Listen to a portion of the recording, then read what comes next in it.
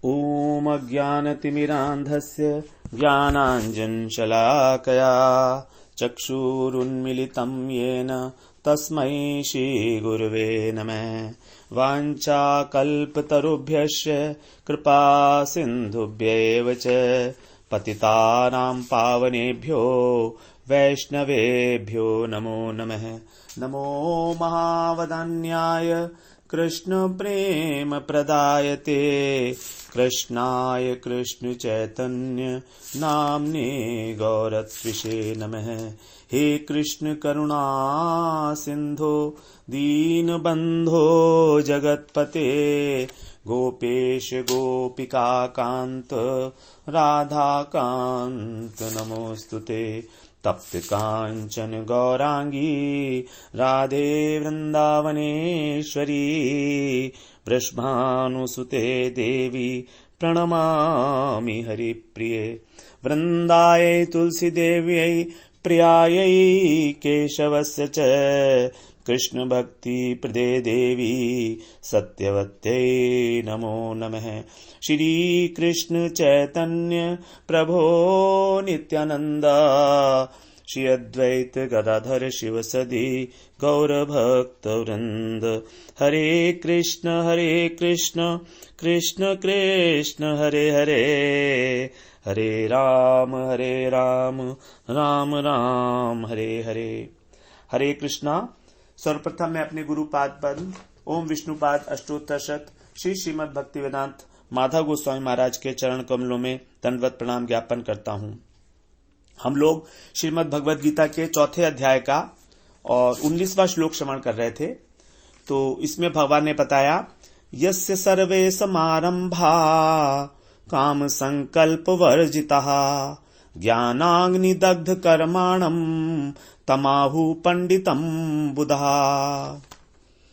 जिस व्यक्ति के काम और संकल्प वर्जित है, मतलब रहित हो चुका है जो काम और संकल्पों से, तो उसके सारे के सारे कर्म, जितने भी आरंभ किए हुए कर्म हैं, वो सब ज्ञान रूपी अग्नि के द्वारा दग्ध हो जाते हैं। अब ज्ञान रूपी अग्नि के द्वारा कर्म दग्ध होने का मतलब है कर्म का बीजत्व नाश हो गया, अर्थात उसका कोई फल नहीं मिलेगा।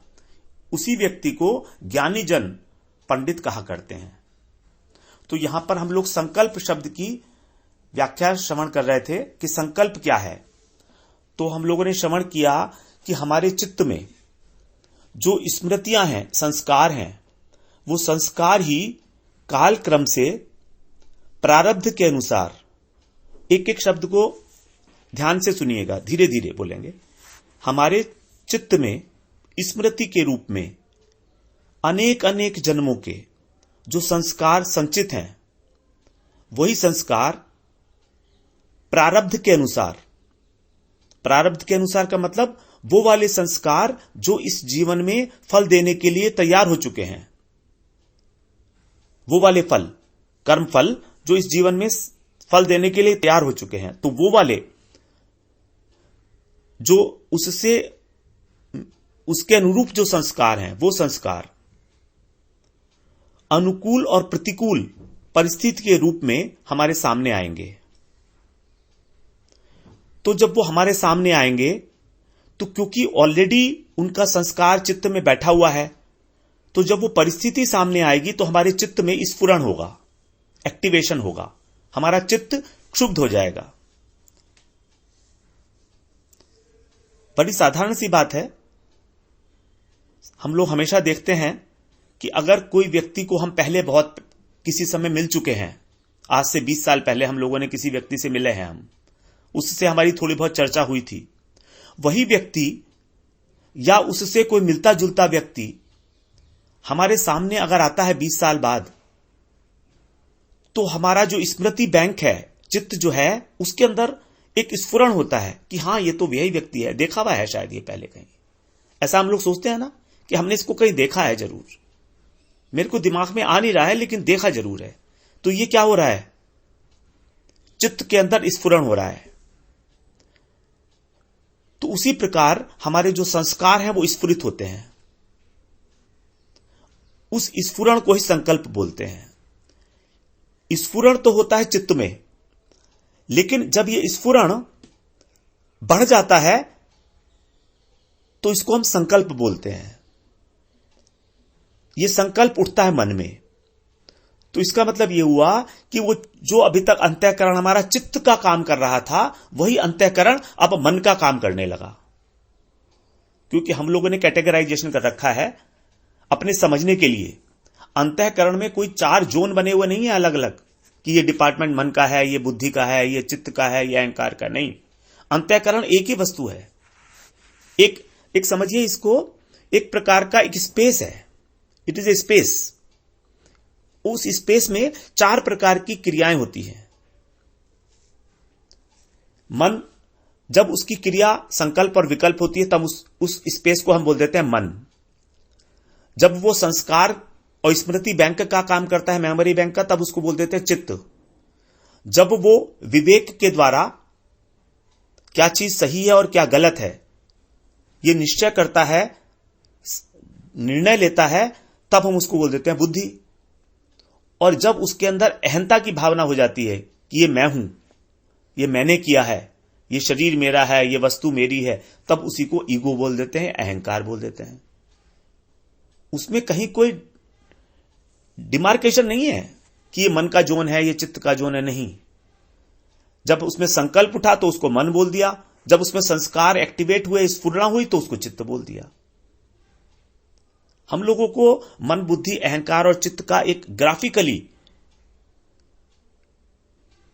माइंड में बिठा लेना चाहिए, जो हम, क्योंकि बात सारी हम उसी की करेंगे अब, उसी के रेफरेंस में।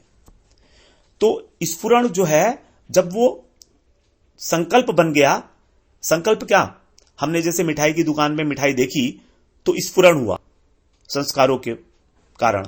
अब जब वो हमारी इच्छा पैदा हुई कि हम इस मिठाई को लें, तो वो संकल्प बन गया, अब ये मन आ गया। तो क्योंकि संकल्प करना मन का काम है, चित्त का काम नहीं है। तो कार्य भेद के अनुसार वो एक ही अंतःकरण 4 प्रकार के कार्य करता है। जब वो संस्कार को स्टोर करने का काम करता है तो चित्त बोलते हैं। जब उसके अंदर अहम वृत्ति होती है तो अहंकार बोल देते हैं। जब वो निर्णय करता है तो बुद्धि, और संकल्प विकल्प करता है तो मन। तो मन अब उस संकल्प का भोग करता है। भोग करने का मतलब क्या है? भोग करने का मतलब है उसमें रस लेने लगता है वो, कि ये मिठाई अगर मुझको मिल जाती तो कितना अच्छा होता। अब जब भोग किया उसने, तो संकल्प के कारण ही कामना उठी। पहले संकल्प हुआ कि मैं इसको ले सकता हूं, उसके हिसाब से फिर कामना उठी उसके अंदर मन में। तो ये कामना भी मन में उठती है। संकल्प, विकल्प और कामना, ये तीनों मन के ही काम है। विकल्प भी उठेगा साथ में कि अगर ये रसगुल्ला नहीं मिला तो चलो ठीक है, रसगुल्ला नहीं मिला तो किसी और से काम चला लेंगे, ये विकल्प है। तो कामना की उत्पत्ति होती है जब हमारी आसक्ति हुई उस रसगुल्ले के अंदर। अगर हमारी रसगुल्ले में आसक्ति ही नहीं होती तो संस्कार स्फुरण ही नहीं होता, संकल्प ही नहीं बनता। संकल्प नहीं बनता तो कामना की उत्पत्ति कहां से होगी? तो कामना की उत्पत्ति का कारण है संस्कार स्फुरण, मूल के अंदर, ओरिजिनली। इसीलिए भगवान ने बताया संगात संजायते कहा में। संगात, संगात का मतलब है आसक्ति। आसक्ति से ही कामना की उत्पत्ति होती है। संग मीन्स आसक्ति। आसक्ति का मतलब संकल्प। संकल्प तभी उठेगा जब आसक्ति होगी। क्योंकि आगे 6ठे अध्याय में 24वें श्लोक में भगवान बता रहे हैं संकल्प प्रभवान कामान। वहां पर भगवान ने इस बात को क्लैरिफाई किया है। हम जो बात कर रहे हैं ये हम अपने दिमाग से नहीं बोल रहे हैं कुछ, ये मेरा कोई विचार नहीं है इसके अंदर।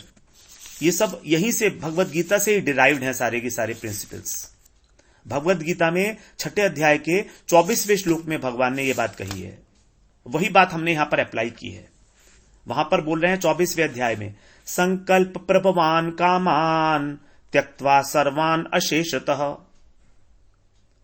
संकल्प प्रभवान कामान अर्थात संकल्प से उत्पन्न होने वाली संपूर्ण कामनाओं को, सर्वान, सर्वान कामान मतलब संपूर्ण कामनाओं को त्याग कर, निशेष रूप से त्याग कर, अशेषतः।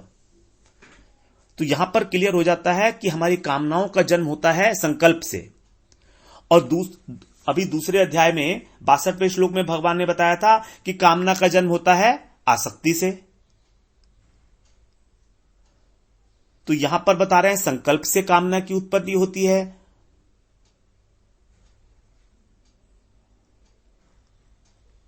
और वहां पर बता रहे हैं आसक्ति से उत्पन्न होती है। तो संकल्प की इसमें दो कैटेगरीज हो गई। संकल्प की अब दो कैटेगरीज बनानी पड़ेंगी हमको। संकल्प दो प्रकार का होगा, एक प्रकार के में तो आसक्ति होगी और एक प्रकार में नहीं होगी। तो जो आसक्ति सहित संकल्प होगा उससे कामना का जन्म होगा। हम लोग कहीं भी गड़बड़ नहीं कर रहे हैं, इस बात को दोबारा से समझिए। यहां पर बताया संकल्प प्रभुवान कामान, अर्थात कामनाओं का जन्म होगा संकल्प से, ठीक है, मान ली बात। और वहां पर कह रहे हैं संगस तेषोपजायते, संगात संजायते काम है। वहां पर बोल रहे हैं आसक्ति से कामना का जन्म होगा, ठीक है। अब कामना का जन्म संकल्प से भी होगा और आसक्ति से भी होगा। इसका यह मतलब हुआ कि जो संकल्प आसक्ति के सहित है उसी से कामना का जन्म होगा, और जो संकल्प आसक्ति से रहित है उससे कामना का जन्म नहीं होगा।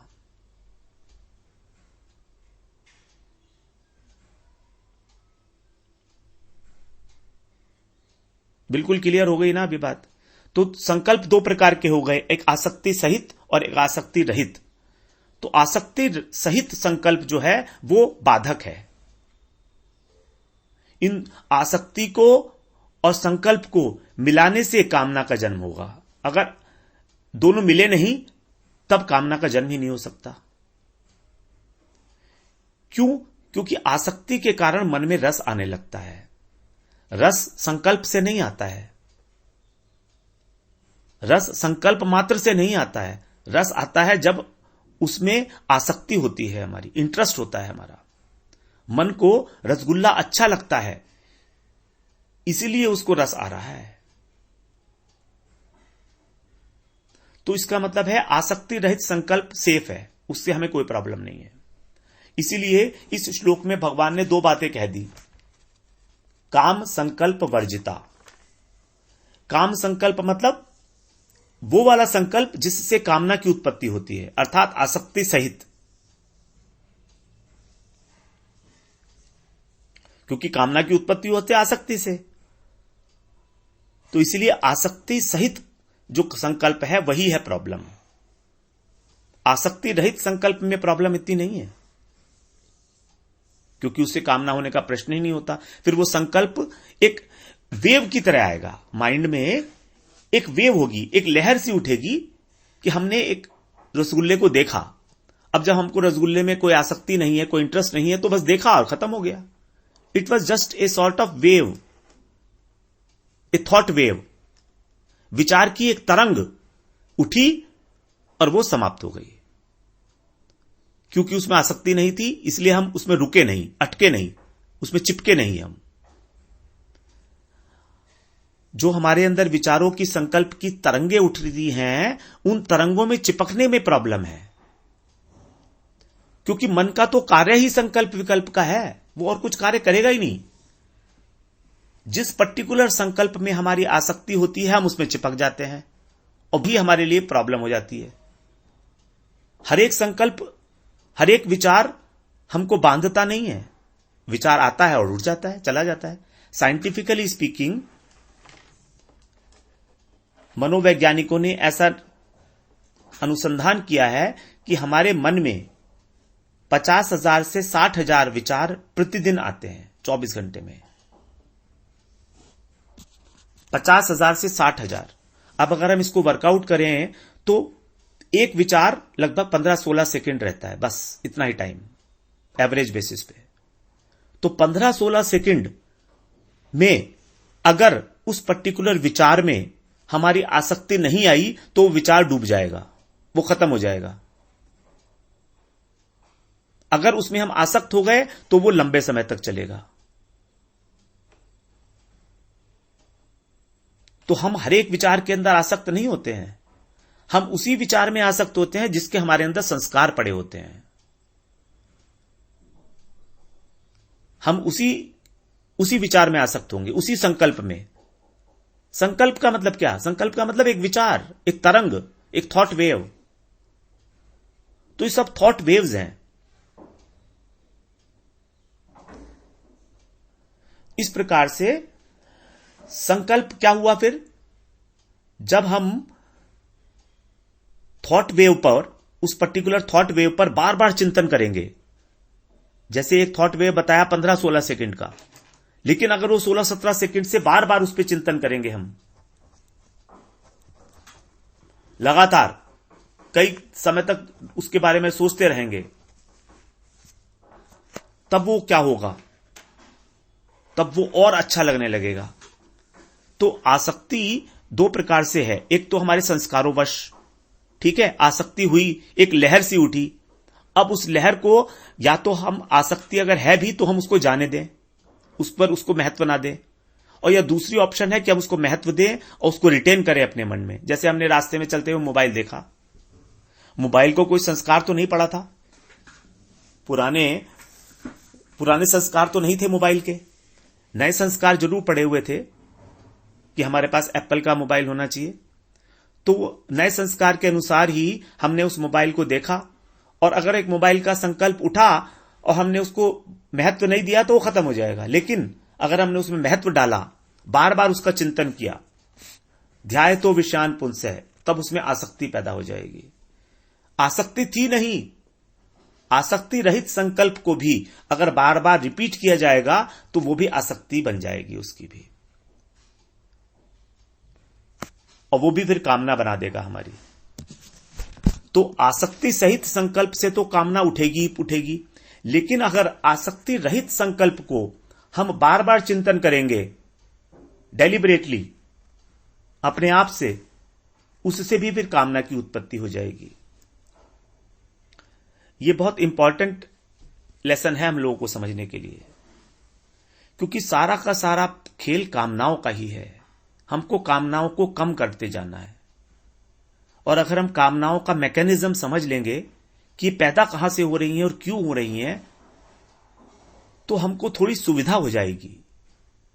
हम और अधिक सतर्कता से, जागरूकता से उनको देख सकते हैं कि देखो ये कामना पैदा हो रही है मेरी, इसको तो मुझको भाव नहीं देना है, इसमें आसक्ति हो गई तो और परेशानी में पड़ जाऊंगा मैं। इसलिए इसको जान लेना बहुत आवश्यक है कि कामनाओं की उत्पत्ति कहां से होती है। तो ये जो हमारा सब्जेक्ट है, ये बेसिकली इट शोज कि हमारा ओरिजिन कहां है कामना का।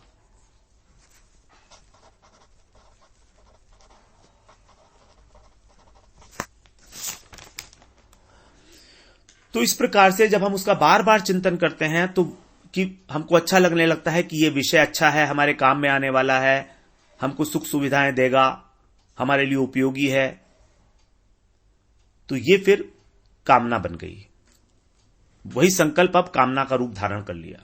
अब इसको कंट्रोल करना बहुत मुश्किल है, क्योंकि अब तो इसको स्ट्रेंथ मिल गई है हमारी बुद्धि की। हमारी बुद्धि ने इसको वीटो कर दिया है, ओके कर दिया है, अप्रूव कर दिया है। अभी तक तो मन ही काम कर रहा था, लेकिन यहां पर जब कामना बन गई तो अब बुद्धि के पास जाएगी सारी इंफॉर्मेशन, और बुद्धि ने अगर ओके कर दिया तब ये बहुत मुश्किल हो जाएगा इसको कंट्रोल करना हमारे लिए। इसीलिए तीसरे अध्याय में बोला था भगवान ने, काम एष क्रोध एष रजोगुण समुद्भव। बुद्धि क्या है? बुद्धि रजोगुणी है। बुद्धि चिपक जाती है बहुत जल्दी, मन इतनी जल्दी नहीं चिपकता है, बुद्धि बहुत जल्दी चिपकती है, और बुद्धि की चिपकन बहुत मुश्किल है हटानी। तो ये तो हो गया हमारा काम, संकल्प। अब दूसरा बताया विकल्प। विकल्प क्या है? जो पदार्थ, जो व्यक्ति, जो वस्तु हमको अच्छी नहीं लगती है, हमारे लिए हानिकारक है, वही है विकल्प। तो संकल्प और विकल्प ये दोनों मन की वृत्ति हो गई हैं। अब विकल्प जब हट जाएगा तब वो संकल्प ही रह जाएगा फिर। टू बी और नॉट टू बी, मैं ये काम करूं या ये काम करूं, इसमें से हमारी बुद्धि एक डिसीजन ले लेगी कि तुमको ये काम करना चाहिए। तो विकल्प को हटा दिया, ऑप्शन हट गया, जो ऑल्टरनेटिव था वो हट गया। जैसे हमारे पास था ऑप्शन कि हम लोग चाय में शुगर डालें या फीकी पिए, ये ऑप्शन था। अब हमारे को शुगर है, तो बुद्धि ने कहा कि तुमको शाम को मिठाई भी खानी है, तो कम से कम अभी तो चीनी मत डालो चाय में। तो हमारे पास जो विकल्प था कि हम चीनी डालें, ये विकल्प हट गया, तो हम लोगों ने फीकी चाय पी ली। तो विकल्प के मिटने पर जो बाकी रह जाता है वही हो गया संकल्प, और यही संकल्प फिर कामनाओं की उत्पत्ति करता है, क्योंकि आसक्ति सहित संकल्प है ये। और संकल्प जो है कामना में कन्वर्ट होगा ही होगा ऑटोमेटिकली। संकल्प का कार्य है कामना। कार्य का मतलब कामना का कारण है संकल्प, और संकल्प का कार्य है कामना। अर्थात कामना की उत्पत्ति होती है संकल्प से, और कामना का कारण है संकल्प, मतलब कारण संबंध, संकल्प के कारण ही कामना पैदा होती है। अब अगर कर्म योग हो जाता है सिद्ध, तो ना तो कामना रहेगी और ना संकल्प रहेगा। और ये जो कामना है और ये संकल्प है, ये दोनों कर्म के बीज हैं। ये बीज हैं, कामना करना और संकल्प करना, ये बीज हैं। इन्हीं से आगे संस्कार बनते हैं हमारे। और अगर ये न रहे तो हमारा कर्म अकर्म हो जाता है, क्योंकि बीज का नाश हो गया। इसीलिए भगवान ने कहा काम संकल्प वर्जितः। हम लोगों ने कामना और संकल्प की बड़ी अच्छी तरीके से इस बात समझने की कोशिश की इसको, कि क्या है, और ये बहुत आवश्यक है इसे समझना हमारे लिए। कम से कम इंटेलेक्चुअली तो समझ लें, इस बात को बात बात सुने, बात बात श्रवण करें इस बात का, तब धीरे धीरे हमारे हृदय में ये मैकेनिज्म बैठ जाएगा पूरा। जरूरत पड़े तो हाथ से लिख लें कॉपी के ऊपर क्या क्या पॉइंट्स हैं, उसको दोबारा देखेंगे तो दिमाग में बैठ जाएगी ये बात आपके। संकल्प कहां से पैदा हुआ? चित्त से पैदा हुआ, मन से पैदा हुआ। क्यों हुआ? पहले चित्त के अंदर संस्कार स्फुरण हुआ, संस्कार स्फुरण के कारण फिर परिस्थितिवश संकल्प बना। इस प्रकार से इस बात को एनालाइज करें अंदर। अब मनुष्य की 4 अवस्थाएं हो सकती हैं। इस संकल्प को और कामना को लेकर ये 2 आइटम्स है ना, तो इसके परम्यूटेशन कॉम्बिनेशंस अगर बनाए जाएं तो हमारी 4 अवस्थाएं बनती हैं। ये हम लोग जो बात कर रहे हैं ना, ये हम इसलिए बात कर रहे हैं कि हमको इनकी मैकेनिज्म समझ में आ जाए। ये पूरा मनोविज्ञान है, ये मनोविज्ञान का भी बाप है। साइकोलॉजी में क्या पढ़ाएंगे आपको, हमको जो भगवान पढ़ा रहे हैं हमको यहां पर? ये दिव्य ज्ञान है, ये मनोविज्ञान नहीं है, ये मन का विज्ञान नहीं है। मन से बहुत ऊपर की बातें हैं। हम तो मन की बात नहीं कर रहे हैं, मन, बुद्धि, अहंकार और चित्त की बात कर रहे हैं। चित्त तो सर्वोच्च वस्तु है। तो 4 अवस्थाएं हो सकती हैं इसको, संकल्प को और कामनाओं को लेकर। क्या है? पहली स्थिति, कामना नहीं है और कर्म भी नहीं है। जब कामना नहीं है तो कर्म भी नहीं करेगा व्यक्ति। 4 स्थितियों में पहली अवस्थिति क्या है? कामना नहीं है और कर्म नहीं है। ऐसा व्यक्ति होता है ज्ञानी। उसकी कोई कामना नहीं होती और वो कोई कर्म भी नहीं करता, कर्म संन्यास ले चुका होता है, जीवन निर्वाह के लिए कर्म करता है। दूसरी स्थिति है, कामना तो है मगर कर्म नहीं है। कामना तो है मगर कर्म नहीं है। ये व्यक्ति क्या है? ये व्यक्ति आलसी है, तमोगुणी है। ये कामना तो अंदर भरी पड़ी है मगर काम नहीं करता है कुछ भी, तो ये तमोगुणी व्यक्ति है। इसका तो पतन होगा ही होगा, इसको तो पाप भी लगेगा, क्योंकि काम नहीं कर रहा है, कर्तव्य कर्म नहीं कर रहा है। पहला वाला कर्म नहीं करता है, वो इसलिए नहीं करता क्योंकि कामना नहीं है, उसके लिए जस्टिफाइड है, मगर दूसरे केस में जस्टिफाइड नहीं हो सकता। तीसरी स्थिति है, पहली स्थिति में हो गई कामना नहीं है और नहीं कर्म है। दूसरी थी कामना है और कर्म नहीं है। अब यहां पर तीसरी स्थिति आती है, कामना भी है और कर्म भी है। ये सामान्य पुरुष, हमारी कामनाएं भी है और कर्म भी करते हैं, सामान्य पुरुष। चौथा स्थिति है कामना नहीं है तो भी कर्म कर रहा है। इसी को भगवान ने कहा है पंडित। कामना नहीं है, काम संकल्प वर्जिता, लेकिन कर्म कर रहा है लोक संग्रह के लिए, लोक शिक्षण के लिए। यही है कर्मयोगी। ये चार अवस्थाएं हैं। तो इसमें से एक तो तमोगुणी व्यक्ति हो गया सबसे निकृष्ट, उसके ऊपर हो गया फिर सामान्य व्यक्ति, तीसरा हो गया ज्ञानी और चौथा हो गया कर्मयोगी। कर्मयोगी ज्ञानी से भी श्रेष्ठ बताया गया है। भगवान ही आगे बताएंगे कि यद्यपि दोनों एक ही हैं, लेकिन फिर भी कर्मयोगी श्रेष्ठ है क्योंकि वो लोक शिक्षण भी कर रहा है।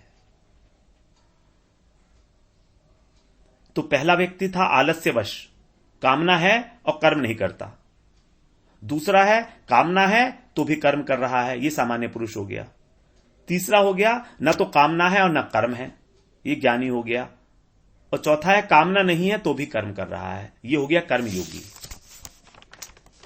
समझने के लिए है ये बात कि चार प्रकार के लोग हैं। तो चौथी अवस्था वाले जो व्यक्ति है, इसी को भगवान ने कहा है कि उसको ज्ञानी जन भी पंडित कहते हैं। तो देखिए, जो तीसरी लेवल पर लोग थे ज्ञानी, वो उसको पंडित कह रहे हैं क्योंकि वो उनसे उच्च कोटि का है, तभी तो उसको पंडित कह रहे हैं ना। खुद पंडित होते हुए दूसरों को पंडित कहना वो बहुत बड़ी बात है। अब इसमें अगला एक बात और आई थी, यस्य सर्वे समारंभा। समारंभा का मतलब हमने श्रवण करा था सम्यक रूप से आरंभ किए हुए कर्म। कर्मयोग का जो पालन करता है व्यक्ति, उसके सभी कर्म सम्यक रूप से होने चाहिए, अर्थात सुचारू रूप से, तत्परता पूर्वक। शिथिलता नहीं चलेगी, आलस्य नहीं चलेगा, क्योंकि इन्हें भगवान को अर्पण करना है। फल की इच्छा ना होने के कारण कहीं शिथिलता ना आ जाए, इसलिए भगवान ने दूसरे अध्याय के 47वें श्लोक में बोला था कि कहीं तो अकर्मण्यता को प्राप्त मत हो जाना। मां संगो अस्तु अकर्मणि, कि कर्म के फल की इच्छा नहीं है तो अकर्म हो गया या कर्म में आलस्य आ गया, तो नहीं। क्यों? क्योंकि भगवान को अर्पित करने हैं। और ये सारे कर्म क्योंकि कर्तव्य कर्म हैं, शास्त्रों में इनका विधान किया गया है, इसलिए करने योग्य हैं ये लोग। इनसे प्राणी मात्र का हित होगा, तभी कहा गया है कि लोक संग्रह के लिए कर्मयोगी कार्य करता है। तो इसमें दो बातें आ गई समारंभा में। एक तो भगवान को अर्पण किए जा रहे हैं, इसलिए उनको बहुत तत्परता पूर्वक सुचारू रूप से in the best possible way हमको उनको क्रियान्वित करना है। दूसरा, वो कर्म क्योंकि शास्त्र संपत है, इसलिए वो करने योग्य है और इसमें सभी प्राणी मात्र का हित छुपा हुआ है। प्राणी मात्र का हित छुपा हुआ कैसे है?